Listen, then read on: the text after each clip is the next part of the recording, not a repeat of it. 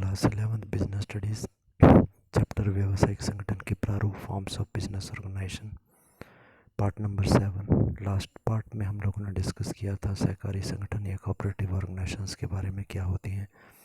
अब हम डिस्कस करने जा रहे हैं अगला टॉपिक, सहकारी संगठन के आवश्यक लक्षण या फिर विशेषताएं या फिर सिद्धांत, एसेंशियल्स और फीचर्स और प्रिंसिपल्स ऑफ कोऑपरेटिव ऑर्गेनाइजेशन। कुछ भी पूछा जाए यही पॉइंट्स हमारे आएंगे। पहला पॉइंट इसमें है स्वैच्छिक संगठन या वॉलंटरी एसोसिएशन। स्वैच्छिक संगठन मतलब होता है, स्वैच्छिक में स्वयं की इच्छा से, वॉलंटरी मतलब अपनी इच्छा से। कहने का मतलब यहाँ पर ये है, जब भी हम इस संस्था के मेंबर बनते हैं तो हमें कोई मजबूर नहीं करता, हम अपनी इच्छा से जो है वो इस ऑर्गेनाइजेशन के मेंबर बनते हैं। जब चाहे कोई व्यक्ति जो है इसका मेंबर सदस्य बन सकता है और जब चाहे हम सूचना देकर, नोटिस देकर, इन्फॉर्मेशन देकर हम अपनी सदस्यता को छोड़ भी सकते हैं। त्याग पत्र यदि हम दे देते हैं, मतलब इस ऑर्गेनाइजेशन को यदि हम छोड़ देते हैं तो इस संस्था के द्वारा हमारी जो पूंजी लगाई गई थी उसको लौटा दिया जाता है। यहाँ पर एक ही कंडीशन होती है कि अपना अंश, अपने हिस्से की पूंजी जो होती है हम किसी और को ट्रांसफ़र नहीं कर सकते। सेकंड पॉइंट है प्रजातंत्रात्मक प्रबंध या डेमोक्रेटिक मैनेजमेंट। प्रजातंत्र का मतलब है जहाँ पर कि सामान्य लोगों की बात सुनी जाती हो, सामान्य जनता की बात सुनी जाती हो। तो यहाँ पर जो कंपनी को या इस ऑर्गेनाइजेशन को जो चलाया जाता है, संस्था को जो चलाया जाता है, इसकी मैनेजमेंट जो होती है वो सभी इसके मेंबर्स ही करते हैं। प्रबंध समिति यहाँ पर जो है वो चुनी जाती है, कमेटी बनाई जाती है, कुछ मेंबर्स को चुना जाता है। जैसे मान लो कि हज़ारों मेंबर इसके सदस्य, हज़ारों व्यक्ति इसके सदस्य हैं, परंतु वो हज़ारों आदमी तो काम नहीं करेंगे, इसलिए हम क्या करते हैं, इस ऑर्गेनाइजेशन को चलाने के लिए एक समिति बनाते हैं, एक ग्रुप बनाते हैं कुछ एक व्यक्तियों को। इनका चुनाव जो है जनरल मीटिंग में किया जाता है और जिस व्यक्ति की तरफ बहुमत होगा उस व्यक्ति को इस ऑर्गेनाइजेशन की मैनेजमेंट या प्रबंध के लिए चुन लिया जाता है। थर्ड पॉइंट है दायित्व या फिर लायबिलिटी। जितने भी हमारे मेंबर्स होते हैं इस ऑर्गेनाइजेशन के, उन सभी मेंबर्स का जो दायित्व लायबिलिटी होती है वो उसके द्वारा खरीदे गए अंशों के मूल्य तक सीमित होती है, असीमित नहीं होती। फोर्थ पॉइंट है नियमन व नियंत्रण, या जिसे रेगुलेशन एंड कंट्रोल बोलते हैं। ये जो सहकारी संस्थाएं होती हैं, सहकारी समिति अधिनियम 1912 के कानून के अनुसार कार्य करती हैं। जब एक बार इनका समामेलन मतलब रजिस्ट्रेशन हो जाता है, रजिस्ट्रेशन के बारे में लास्ट वीडियो में मैंने बताया था, सरकार के पास रजिस्टर हो जाने के बाद ये कानूनी रूप से अपने सदस्यों से अलग हो जाती है। ये बाकी सभी दूसरे लोगों के साथ अनुबंध कर सकती है, समझौता कॉन्ट्रैक्ट कर सकती है, या उनके ऊपर केस कर सकती है, वाद प्रस्तुत कर सकती है। प्रतिवर्ष इनकी एक मीटिंग बुलाई जाती है जिसमें कि सभी सदस्यों को आना होता है। इस मीटिंग को हम एनुअल जनरल मीटिंग या जनरल मीटिंग भी बोलते हैं। इसमें फिर जिसमें सभी सदस्य यहाँ पर मौजूद होंगे, तब जो हमारे चुने हुए व्यक्ति थे जो कि संस्था को चला रहे थे, जो मैनेजर्स हम लोगों ने रखे थे, वो साल भर जो हम लोगों ने किया है उसके अकाउंट्स को सभी मालिकों के सामने प्रस्तुत करते हैं। और उसमें यदि व्यक्ति चाहे तो नई प्रबंध समिति की भी नियुक्ति की जा सकती है, नए व्यक्तियों को जो है नियुक्त किया जा सकता है कि आप काम संभालेंगे। जो फाइनल अकाउंट्स हमारे होते हैं, वालन अकाउंट्स मतलब वर्ष के अंत में जो अकाउंट्स बनाए जाते हैं, उनकी एक प्रतिलिपि मतलब एक कॉपी जो होती है वो रजिस्टर ऑफ सोसाइटीज़ के ऑफिस में हमारे को भेजनी होती है। एक व्यक्ति को ऑडिटर नियुक्त किया जाता है। ऑडिटर कौन होता है? ऑडिटर वो व्यक्ति होता है जो हमारे फाइनल अकाउंट को चेक करता है कि हमने फाइनल अकाउंट अपने सही बनाए कि नहीं बनाए। तो ऑडिटर कौन व्यक्ति होगा, इसको भी रजिस्ट्रार ऑफ सोसाइटीज़ जो है वही नियुक्त करता है, वही ऑडिटर हमारे अकाउंट को चेक करते हैं। रजिस्ट्रार के द्वारा कुछ एक व्यक्तियों को चुना जाता है जो व्यक्ति हमारे अकाउंट्स को या कंपनी के काम को आके चेक करते हैं। इन व्यक्तियों को हम निरीक्षक या फिर इंस्पेक्टर्स भी कहते हैं और ये दैनिक कार्रवाई, रोज़ के काम को हमारे चेक करते हैं। पांचवा पॉइंट हमारा है मुख्य उद्देश्य सेवा, सर्विस मोटिव। ये जो संस्था बनाई जाती है इसका एक ही उद्देश्य होता है, अपनी सदस्यों की सेवा करना या फिर उन्हें अधिक से अधिक सुविधाएं उपलब्ध करवाना। सिक्स पॉइंट है मताधिकार की समानता और equality of the voting rights. कहने का मतलब है जब इस ऑर्गेनाइजेशन में कोई निर्णय लिया जा रहा होता है तब हम वोट डलवाते हैं कि ये काम होना है या नहीं होना है, तो वोट देने के अधिकार को हम मताधिकार या मत देने का अधिकार बोलते हैं। हमारी संस्था के प्रत्येक सदस्य को मत मतलब वोट देने का अधिकार होता है और कानून ये कहता है कि एक व्यक्ति को एक वोट देने का अधिकार होता है। अगर किसी व्यक्ति ने बहुत ज़्यादा अंश हमारी कंपनी के खरीदे हुए हैं तो ऐसा नहीं है उसको बहुत ज़्यादा वोट देने का अधिकार होगा, बल्कि एक व्यक्ति एक मत, one member and one vote का सिद्धांत यहाँ पर लागू होता है। सातवां पॉइंट है लाभ का विभाजन और डिस्पोजल ऑफ द प्रॉफिट। लाभ जो है सदस्यों में कैपिटल के अनुपात में नहीं बांटा जाता, बल्कि बोनस के रूप में हम मालिकों में लाभ जो है उसको बांटते हैं। बोनस डिपेंड करता है कि हमने कितना ज़्यादा सामान खरीदा, क्योंकि ये संस्था जो है सामान ला ला के बेच रही होती है, तो जो व्यक्ति जितनी ज़्यादा बिक्री करवाता है उसको उतना ही ज़्यादा बोनस जो है वो दिया जाता है। जो लाभ होता है अब ऑर्गेनाइजेशन को, सामान्यतः लाभ तो होता नहीं, पर बहुत थोड़ा बहुत लाभ अगर कभी हमारे को हो जाता है तो उसका एक भाग जो है ये समाज के कल्याण के लिए खर्च करती है, या फिर और कोई सुविधा जो है वो देने के लिए अपने सदस्यों को और समाज को सुविधा देने के लिए खर्च करती है। कानून के अनुसार जितना भी लाभ हमारे को होता है उसका 1/4 पार्ट, 1/4 हिस्सा जो है, भाग जो है, उसे एक अलग खाता खोल के उसमें डाला जाता है, एक अलग अकाउंट बनाकर उसमें डाला जाता है, जिस अकाउंट को हम सामान्य कोष या जनरल फंड बोलते हैं या जनरल रिजर्व बोलते हैं। 8वां पॉइंट है नकद व्यापार और कैश ट्रेडिंग। ये जो संस्थाएं होती हैं उधार पर सामान नहीं बेचती। कारण इसका ये होता है कि ये गरीब व्यक्तियों द्वारा बनी होती हैं, उनका पैसा इकट्ठा करके बनी होती हैं, इसलिए इस संस्थाओं के पास पहले ही कम पूंजी होती है। इसलिए इसमें यह निर्णय ही लिया जाता है कि हम उधार नहीं बेचेंगे, नकद ही बेचेंगे। नकद बेचने से एक और लाभ इनको ये होता है कि बैड डेप्ट या पैसा हमारा डूबने की संभावना नहीं होती, कि हमने सामान बेचा किसी को उधार पर और वो हमको भविष्य में पैसा नहीं देगा, तो बैड डेप्ट हो जाने की संभावना भी यहाँ पर नहीं होती। और जब ये मालूम चला कि यहाँ पर सारा सामान नकद ही बेचा जाएगा, तो जो हमारे सदस्य होते हैं, क्योंकि उन्होंने नकद सामान खरीदना है इसलिए उनको पैसे का इंतज़ाम करना होगा, इससे उनमें बचत की भावना जो है वो जागृत होती है। 9वां पॉइंट है अंशों का हस्तांतरण और ट्रांसफ़र ऑफ शेयर्स।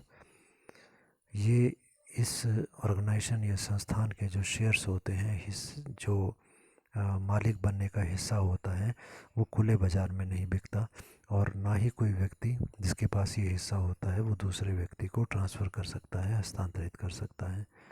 अगला है राज्य का सहयोग और स्टेट हेल्प। राज्य सरकार से इन्हें अनुदान व ऋण मिलते रहते हैं, सरकार भी इनकी मदद करती है क्योंकि ये गरीब लोगों के हित के लिए कार्य करती है। अगला पॉइंट है पारस्परिक सहयोगी और म्यूचुअल कोऑपरेशन। ये ऑर्गेनाइजेशन या संस्था बनाई ही गई है पारस्परिक सहयोग, परस्पर मतलब आपस में सहयोग का मतलब मिलकर के कार्य करना, कि सभी गरीब लोग आपस में इकट्ठे हो जाएंगे और सीधा ही जाकर विक्रेता से सामान खरीदेंगे और सभी को ही सामान जो है सस्ता मिलेगा। अगला है वैधानिक अस्तित्व और लीगल एग्जिस्टेंस। एक बार जब हमारी ये संस्था एक बार सरकार के पास रजिस्टर्ड हो जाती है, उसके बाद कानूनी तौर पर ये अपने सभी मालिकों से अलग हो जाती है।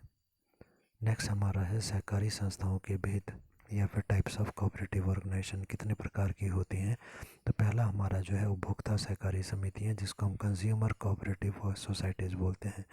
उपभोक्ताओं के लिए बनाई जाती हैं, तो जनता द्वारा दैनिक आवश्यकता की वस्तुएं, रोज़ काम आने वाली वस्तुएं और कम मूल्य पर उनको उपलब्ध करवाना और अच्छी गुण वाली वस्तुएं ही उपलब्ध करवाना, ये इनका उद्देश्य होता है। ये सीधे या तो उत्पादक निर्माता फैक्ट्री वालों से सामान खरीदते हैं या थोक के व्यापारियों से सामान खरीद के अपने सदस्यों को बेचते हैं। दूसरे प्रकार की हमारी संस्था है उत्पादक सहकारी समितियाँ, और जिसे हम बोलते हैं प्रोड्यूसर कोऑपरेटिव। ये औद्योगिक समितियाँ होती हैं, इंडस्ट्रियल कोऑपरेटिव्स होती हैं। ये छोटे छोटे उत्पादकों की सहायता करने के लिए बनाई जाती हैं, जो थोड़े पैमाने पर उत्पादन करते हैं। ये उनको कच्चा माल खरीदने में मदद करती हैं और जो सामान उन्होंने बनाया होता है उसको बेचने में मदद करती है। मतलब फैक्ट्री वाले जब कच्चा माल खरीदेंगे तो उनको कच्चा माल ये ला कर देती हैं और उन्होंने जो सामान बना दिया उस बने हुए सामान को बेचने में ये मदद करेंगी। अगला हमारे को दिया गया विपणन सहकारी समितियाँ और मार्केटिंग कोऑपरेटिव्स। मार्केटिंग मतलब वस्तु की बिक्री कराना, उसके लिए जो प्रयास किए जाते हैं, तो ये उत्पादकों द्वारा बनाई जाती हैं, निर्माता या फैक्ट्रियों द्वारा बनाई जाती हैं। उत्पादन के उचित मूल्य पर बिक्री करने के लिए ये बनाई जाती हैं कि हर एक कंपनी जो है उसके उत्पाद, उसकी जो वस्तु है, उसकी बिक्री जो है वो सही प्रकार से हो सके। सभी उत्पादक मिलकर इस प्रकार की ऑर्गेनाइजेशन को बना लेते हैं। इसमें आगे दिया गया, ताकि हम जब सामान बेचते हैं तो हम खुद तो सामान बेच नहीं पाते, हम किसी आदमी को, एजेंट होता है जिसको बोलते हैं कि भाई आप हमारा सामान बेचो, तो एजेंट जो है हमसे कमीशन लेता है, पैसे लेता है कि मैं, आप पैसे दो मैं आपका सामान बिकवा दूंगा। तो उसको जो पैसा, वो बहुत ज़्यादा पैसा जो हमसे लेते हैं सामान को बिकवाने का, ये हम चाहते हैं कि भाई ये जो सामान हमने इनको देना है, ये पैसा जो उनको देना है वो हमारा बच जाए। इसलिए उनको बीच में से हटाने के लिए हम खुद अपनी समिति बना लेते हैं, और ये व्यक्ति हमारे सामान को कमीशन लेकर बेचते हैं, इनको आड़ती कहा जाता है। सामान्यतः ये किसान, छोटे किसानों और छोटे कारीगर, छोटे उत्पादकों के लिए ज़्यादा लाभप्रद होती हैं। क्या कार्य करती हैं अब ये विपणन सहकारी समितियां? तो पहला है, उत्पादकों के माल को ये एकत्रित करती हैं, इकट्ठा करती हैं, अलग अलग निर्माताओं से सामान को जाकर इकट्ठा करना।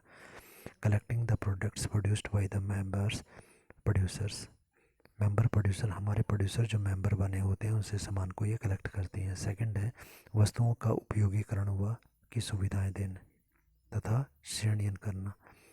उपयोगीकरण मतलब उसकी प्रोसेसिंग करना, उसको ज़्यादा उपयोगी बनाना, और श्रेणीयन, ग्रेडिंग के बारे में हमने पढ़ा था, ABCD ग्रेड करना, ये सारे काम यही करती हैं। कंपनी केवल बनाने का काम करेगी।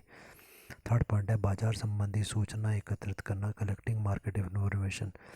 बाजार मतलब ग्राहक क्या चाहते हैं, किस प्रकार की वस्तु, किस डिज़ाइन की, सारी सूचनाएं लाकर ये जो ऑर्गेनाइजेशंस होती हैं यही उत्पादकों को देती हैं, और इन सूचनाओं के आधार पर ही उत्पादक जो है वस्तु का निर्माण करते हैं। फोर्थ पॉइंट है, सदस्यों को माल रखने के लिए गोदाम की सुविधाएं देना, प्रोवाइडिंग वेयर हाउसिंग फैसिलिटीज़। निर्माताओं को अपने गोदाम रखने की आवश्यकता नहीं होती, इन ऑर्गेनाइजेशन के अपने गोदाम होते हैं, ये सीधा ही सामान उत्पादन होते ही उठा लेते हैं और अपने गोदामों में सुरक्षित रखते हैं। अगला है, उत्पादित वस्तुओं के विक्रय हेतु व्यवस्था करना, providing facility of selling for the produce goods. जो वस्तुएं बनाई गई निर्माता के द्वारा, उन उत्पादित की हुई वस्तुओं की बिक्री करने की व्यवस्था या उसका इंतजाम भी इनके द्वारा किया जाता है। अगला पॉइंट है, सदस्यों को वित्त व कच्चे माल की उपलब्धता में सुविधा देना, helping to get the finance and the raw material to the member. जितने भी हमारे सदस्य संस्थाएं होती हैं उन सभी को वित्त मतलब पैसा भी उपलब्ध करवाती है, और कई बार कच्चा माल भी ला कर ये देती हैं। 8th पॉइंट है, सहकारी साख समितियों, क्रेडिट कोऑपरेटिव्स। सहकारी साख समितियाँ, क्रेडिट कोऑपरेटिव्स का मतलब है जो सामान्यतः सस्ते रेट पर ऋण उपलब्ध करवाती हैं। ये गरीब लोगों को अल्पकालीन मतलब थोड़े समय के लिए ऋण मतलब उधार उपलब्ध करवाती हैं। इसका उद्देश्य होता है पारस्परिक सहयोग से, आपस में सहयोग करके जो है ज़्यादा ऋण देने से बचना, अधिक ब्याज लेने वाले बैंकर या महाजन इत्यादि के शोषण से मुक्ति दिलवाना। जैसे यदि हम बैंक इत्यादि के पास जाते हैं और बैंक मान लो हमसे 18-20% के आसपास ब्याज लेते हैं, तो ये हमसे थोड़ा सा ब्याज लेकर ही काम कर लेंगे। हम लोग क्या करते हैं, अपना ही थोड़ा थोड़ा पैसा इकट्ठा करके एक अकाउंट बना लेते हैं, और फिर पूरे गांव के लोग, सभी गरीब लोग इकट्ठे हो गए, थोड़ा थोड़ा पैसा हमने इकट्ठा किया, जिसको आवश्यकता पड़ी उसको हम फिर उधार देते हैं, कम ब्याज के ऊपर उधार दे देते हैं। दूसरे प्रकार की दूसरा इसमें बोला गया कि बैंकर्स और महाजन जो है उनके शोषण से मुक्ति मिलती है। ये संस्थाएं जो होती हैं ज़्यादातर उधार जो देती हैं वो उत्पादन करने के लिए देती हैं। ऐसा नहीं कि आप पैसा लो और खर्च करो और मज़े करो, ऐसा नहीं। केवल मात्र अगर आपका उद्देश्य कोई वस्तु का निर्माण करना, उत्पादन करना है, तभी ये उधार देती हैं और इनकी ब्याज की दर कम होगी।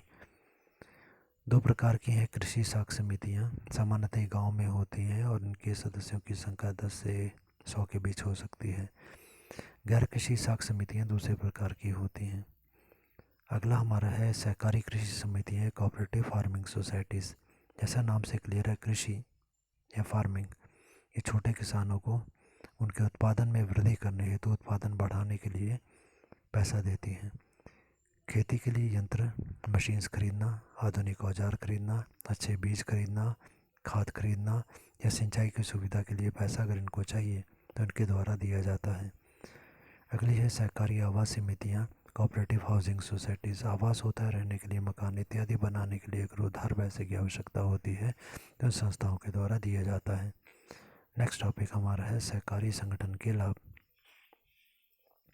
लाभों में पहले लाभ हमारे आते हैं advantages of the cooperative organisations. उसमें पहले प्रकार के लाभ हैं आर्थिक लाभ, जिसको हम इकोनॉमिक एडवांटेजेस भी बोलेंगे। इकोनॉमी के आर्थिक का मतलब होता है जो ज़्यादा धन से संबंधित होते हैं। पहला है कृषक व निम्न वर्ग के सदस्यों को कम ब्याज पर ऋण देना। कृषक मतलब किसान, providing the loan to the farmers and the members at a lesser rate of interest. अपने सदस्यों को और किसानों को कम रेट के ऊपर, कम ब्याज के ऊपर लोन देना, उधार देना। सेकंड है ऋण मात्र उत्पादन कार्य हेतु दिए जाते हैं, इसलिए फिजूल खर्ची नहीं होती। Loan is provided only for the productive purpose so hinders the wastage unnecessarily. यहाँ पर हम जब उधार देते हैं तो उनको पूछते हैं कि भाई आपको काम उधार क्यों चाहिए। यदि किसी वस्तु का उत्पादन करने के लिए उधार चाहिए तो हम दे देते हैं, अन्यथा हम उधार नहीं देते। इसी जब हम किसी और कारण से उधार देते ही नहीं तो व्यक्ति को पैसा नहीं मिलेगा तो फिजूल खर्ची भी वो नहीं करेगा।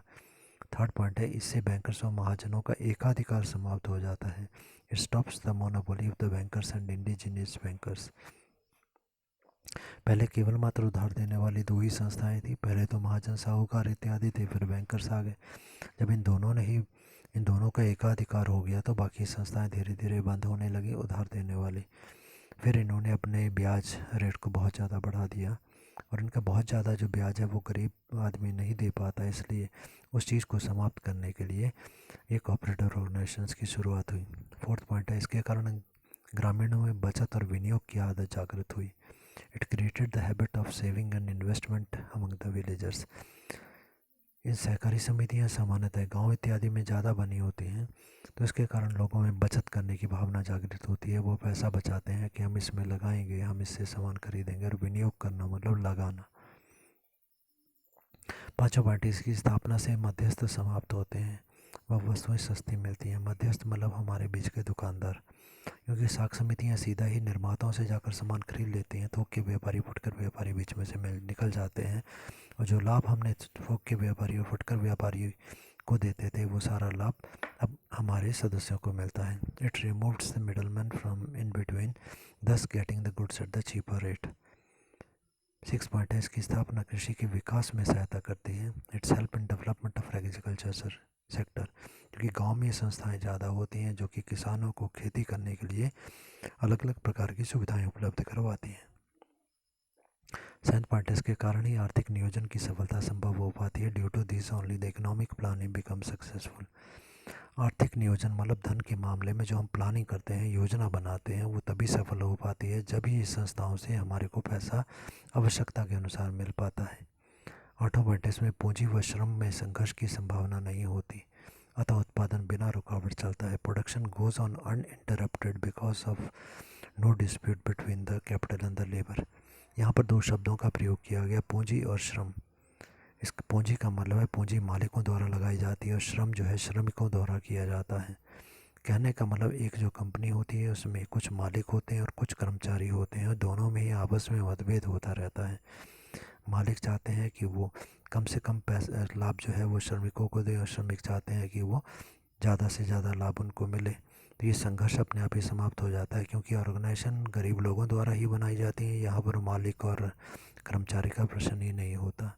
नाइन्थ पॉइंट है सदस्यों में सहयोग की भावना के कारण उत्पादन अधिक और श्रेष्ठ होता है। Due to the spirit of the cooperation among the members the production is raised and it's of the best quality.